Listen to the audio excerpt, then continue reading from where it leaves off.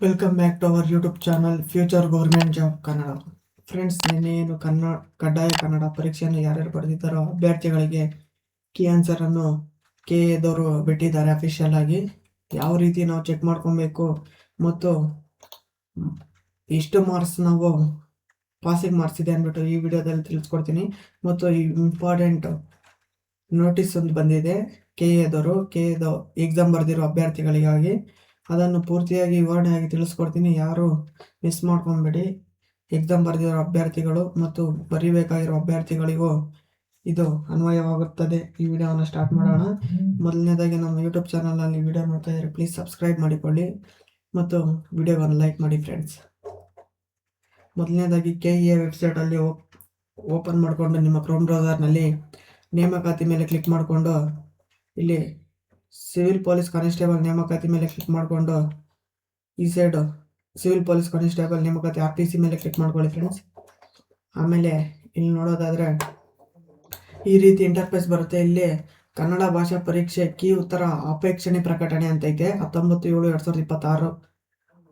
ಇದ್ರ ಮೇಲೆ ಕ್ಲಿಕ್ ಮಾಡಿಕೊಂಡು ಇಲ್ಲಿ ಕರ್ನಾಟಕ ಪರೀಕ್ಷಾ ಪ್ರಾಧಿಕಾರ ಇಲ್ಲಿ ಪ್ರಕಟಣೆ ನೋಡೋದಾದರೆ ಕರ್ನಾಟಕ ಪರೀಕ್ಷಾ ಪ್ರಾಧಿಕಾರದಿಂದ ಅಧಿಸೂಚಿಸಲಾದ ವಿವಿಧ ಇಲಾಖೆ, ನಿಗಮ, ಮಂಡಳಿ, ಗ್ರೂಪ್ ಎ, ಗ್ರೂಪ್ ಬಿ ಹುದ್ದೆಗಳಿಗೆ ಮತ್ತು ಪೊಲೀಸ್ ಇಲಾಖೆಯ ಸಿವಿಲ್ ಪೊಲೀಸ್ ಕಾನ್ಸ್ಟೇಬಲ್ ಹುದ್ದೆಗಳಿಗೆ ಅರ್ಜಿ ಸಲ್ಲಿಸಿರುವ ಅಭ್ಯರ್ಥಿಗಳಿಗೆ ನಡೆಸಲಾದ ಕನ್ನಡ ಭಾಷಾ ಪರೀಕ್ಷೆಯ ಕೀ ಉತ್ತರಗಳನ್ನು ಪ್ರಕಟಿಸುವ ಬಗ್ಗೆ ಅಂತ ಕೊಟ್ಟಿದ್ದಾರೆ. ಅಂದರೆ ಗ್ರೂಪ್ ಎ, ಗ್ರೂಪ್ ಬಿ ಮತ್ತು ಸಿವಿಲ್ ಪೊಲೀಸ್ ಕಾನ್ಸ್ಟೇಬಲ್ ಈ ಹುದ್ದೆಗಳಿಗೆ ಸಂಬಂಧಪಟ್ಟ ಯಾರು ಕಡ್ಡಾಯ ಕನ್ನಡ ಎಕ್ಸಾಮ್ ಬರೆದಿದ್ದಾರೋ ಅವರಿಗೆ ಇದು ನೋಟಿಸ್ ಆಗಿರುತ್ತೆ. ಇನ್ನು ಮುಂದೆ ನೋಡೋಣ.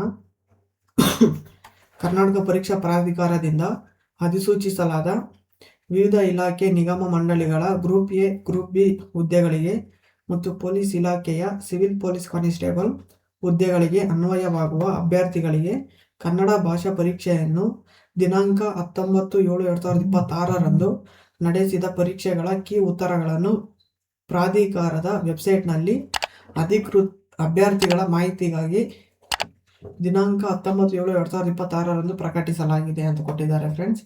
ಓಕೆನಾ? ಅಂದರೆ ಕೀ ಉತ್ತರಗಳು 19/7/2026 KEA ವೆಬ್ಸೈಟ್ನಲ್ಲಿ ಬಿಡುಗಡೆ ಮಾಡಿದ್ದೀವಿ ಅಂತ ಹೇಳಿದ್ದಾರೆ.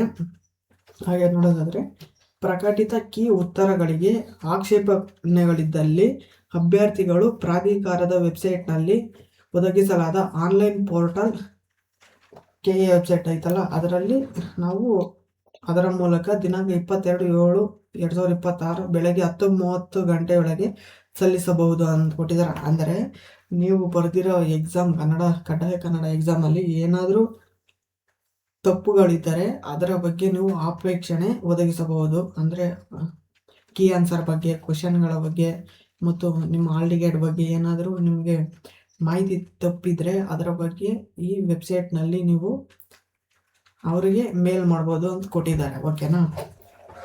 ಹಾಗೆ ಮುಂದೆ ನೋಡೋದಾದರೆ ಆಕ್ಷೇಪಣೆಗಳನ್ನು ಸಲ್ಲಿಸುವ ಸಂದರ್ಭದಲ್ಲಿ ಪತ್ರಿಕೆಯ ವಿವರ, ಪರೀಕ್ಷಾ ದಿನಾಂಕ, ವರ್ಷನ್ ಕೋಡ್, ಪ್ರಶ್ನೆ ಸಂಖ್ಯೆ ಹಾಗೂ ಪೂರಕ ದಾಖಲೆಗಳನ್ನು PDF ರೂಪದಲ್ಲಿ ಸಲ್ಲಿಸಬೇಕು ಅಂತ ಕೊಟ್ಟಿದ್ದಾರೆ. ಅಂದರೆ ನೀವು ಏನು ನಿಮ್ಮ ಹಾಲ್ ಟಿಕೆಟ್ ಬಗ್ಗೆ, ಎಕ್ಸಾಮ್ ಬಗ್ಗೆ ಏನಾದ್ರು ತೊಂದರೆ ಆಗಿದೆ ಅದನ್ನು ನೀವು PDF ಮಾಡಿ, ಫೋಟೋ ಹಿಡಿದು PDF ಮಾಡಿ ನೀವು ಆನ್ಲೈನಲ್ಲಿ ಅಪ್ಲೋಡ್ ಮಾಡಬೇಕಂತ ಹೇಳಿದ್ದಾರೆ ಫ್ರೆಂಡ್ಸ್. ಓಕೆನಾ? ಸಲ್ಲಿಸಲಾಗುವ ಪ್ರತಿ ಆಕ್ಷೇಪಣೆಗೆ Rs. 25 ಪಾವತಿಸತಕ್ಕದ್ದು. ಅಂದರೆ ನಿಮ್ಮ ತೊಂದರೆ ಏನಾಗಿದೆ KEA ಎಕ್ಸಾಮ್ ಬರೆಯುವಾಗ ಅದ್ರ ಬಗ್ಗೆ ನೀವು ಏನು ಒಂದು ಫೋಟೋನ ಅಪ್ಲೋಡ್ ಮಾಡ್ತೀರಲ್ಲ ಡಾಕ್ಯುಮೆಂಟ್ಸ್ PDF ರೂಪದಲ್ಲಿ, ಅದ್ರಿಗೆ Rs. 25 ಫೀಸ್ ಅಂತ ಐತೆ ಅಂತ ಫ್ರೆಂಡ್ಸ್. ಓಕೆನಾ? ನೆಕ್ಸ್ಟ್ ಹಾಗೂ ಆಕ್ಷೇಪಣೆ ಶುಲ್ಕವನ್ನು ಹಿಂತಿರುಗಿಸಲಾಗುವುದಿಲ್ಲ ಅಂತ ಕೊಟ್ಟಿದ್ದಾರೆ. ಅಂದರೆ ನೀವು ಕಟ್ಟಿರೋ Rs. 25 ಶುಲ್ಕವನ್ನು ಹಿಂತಿರುಗಿಸಲಾಗುವುದಿಲ್ಲ ಅಂತ ಕೊಟ್ಟಿದ್ದಾನೆ. ಪ್ರಶ್ನೆ ಸಂಖ್ಯೆ, ವರ್ಷನ್ ಕೋಡ್ ನಮೂದಿಸದೇ ಇರುವ ಅಥವಾ ಅಪೂರ್ಣ ಆಧಾರ ರಹಿತವಾಗಿರುವ ಹಾಗೂ ಶುಲ್ಕ ಪಾವತಿಸದ ಆಕ್ಷೇಪಣೆಗಳನ್ನು ಪರಿಗಣಿಸಲಾಗುವುದಿಲ್ಲ. ಅಂದರೆ ನೀವು ಪ್ರಶ್ನೆ ಸಂಖ್ಯೆ, ವರ್ಷನ್ ಕೋಡ್ ನಮೂದಿಸದೆ ಏನು ಎಕ್ಸಾಮಲ್ಲಿ ಬರೆದಿರ್ತೀರಲ್ಲ ಅಂಥವುಗಳನ್ನು ಇವರು ಪರಿಗಣಿಸುವುದಿಲ್ಲ ಅಂತ ಕೊಟ್ಟಿದ್ದಾರೆ. ಅಂಥವನ್ನ ಇವರು ಸಾಲ್ವ್ ಮಾಡೋಕ್ಕಾಗಲ್ಲ ಅಂತ ಹೇಳ್ತಾ ಇದ್ದಾರೆ. ನೆಕ್ಸ್ಟ್ ನೋಡೋದಾದರೆ ವಿಷಯ ತಜ್ಞರ ಸಮಿತಿಯ ಪರಿಶೀಲಿಸಿ ತೀರ್ಮಾನಿಸುವ ಕೀ ಉತ್ತರಗಳು ಅಂತಿಮವಾಗಿರುತ್ತದೆ. ಇದಕ್ಕೆ ಸಂಬಂಧಪಟ್ಟ ಏನು ಕೀ ಆನ್ಸರಲ್ಲಿ ಬಿಟ್ಟಿರ್ತಾರ ಅದು ತಜ್ಞರು ತೀರ್ಮಾನಿಸಿ ಆಮೇಲೆ ಅಂತಿಮ ಉತ್ತರವನ್ನು ಹೊರಡಿಸ್ತಾರೆ ಅಂತ ಕೊಟ್ಟಿದ್ದಾರೆ ಫ್ರೆಂಡ್ಸ್.